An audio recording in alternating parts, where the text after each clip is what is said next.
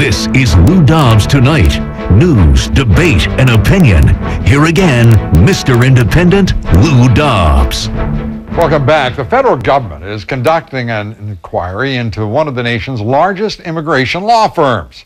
The Labor Department now says it put Fragomen, Bernsen Loewy on notice, that's a law firm, for helping U.S. corporations hire cheap foreign labor instead of middle-class Americans. Bill Tucker has our report. The law firm of Fragomen, Bernsen Loewy is a very big and respected immigration law firm. Its client list includes General Electric, IBM, and other Fortune 500 companies. On its website, Fragomen describes itself as, quote, the leading provider of corporate immigration services and solutions in leading the way in global corporate immigration. The firm can also add all guest worker visa filings by the firm on behalf of its corporate clients are now being audited by the Department of Labor.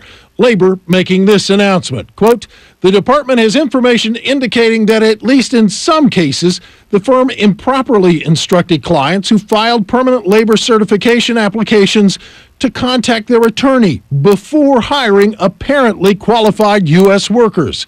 A spokesman explains that the department has a legal responsibility to ensure that foreign workers are not hired to fill jobs where qualified, able, and willing U.S. workers are available.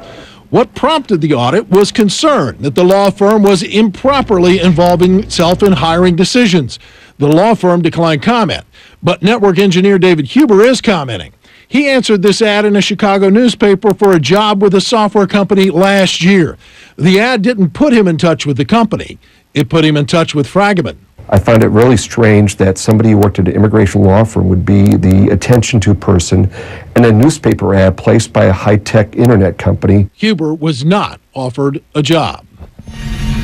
But he says a couple of months after submitting his resume, he was contacted by a representative of an Indian outsourcing firm who offered him a job doing work through them for the same company at 40% of the pay that he would have expected for someone of his experience and background. And Lou, I got off the phone with the lawyers just before I came out here, the attorneys representing Fragomen, and they insist their client has done nothing wrong, that they don't tell their clients who to hire or who not to hire. They simply were there to give them legal advice and guiding them through the system that's been set up by the Department of Labor. And immigration law firm after immigration law firm after immigration law firm in this country, all set up to do what?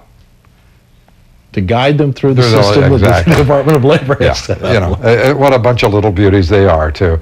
So the Labor Department discovered this practice was going on some years after the rest of the country figured out that this is a problem among a number of law firms in this country, whether Fragomen and all the boys and girls, I assume, are guilty of it or not. I mean, what is taking the Labor Department so long to awaken to this reality?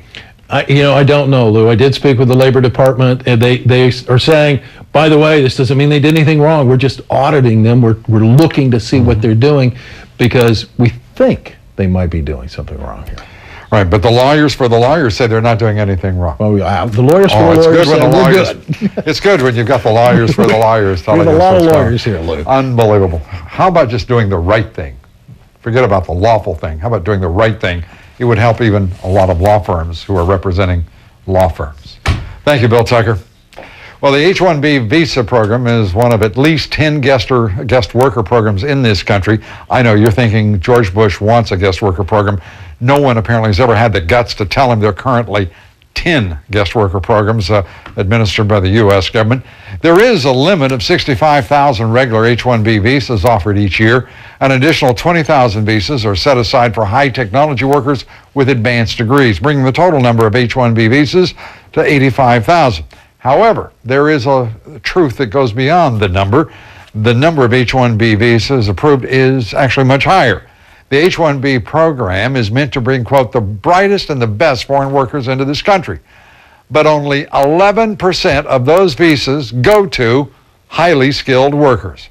And according to the latest numbers, 8 out of the top 10 companies who apply for those H-1B visas, well, they go to Indian outsourcing firms. The H-1Bs are now issued on a 3-year basis, but that, of course, can be extended to 6 years. And no government agency monitors those workers to make certain they leave the United States when those temporary visas expire at the end of, say, 6 years. How temporary is that? A good question. Up next here, God and politics, religion on the campaign.